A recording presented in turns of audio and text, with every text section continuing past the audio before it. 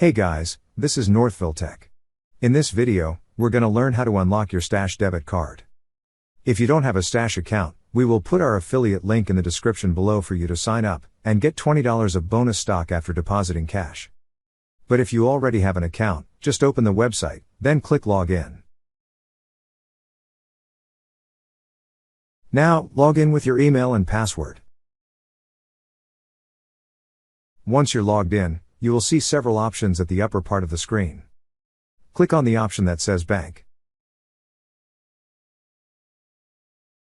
On the sub-menu, you will see an option for Account Management. Click on Account Management. On this page, you will see Card Locked. Beside it is a toggle switch. Toggle to unlock.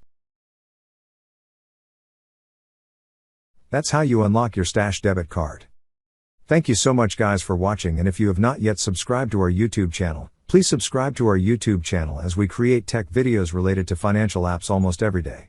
Also check out our website northvilletech.com for great tech articles, and our recommended resources in the description below for various sign-up bonuses.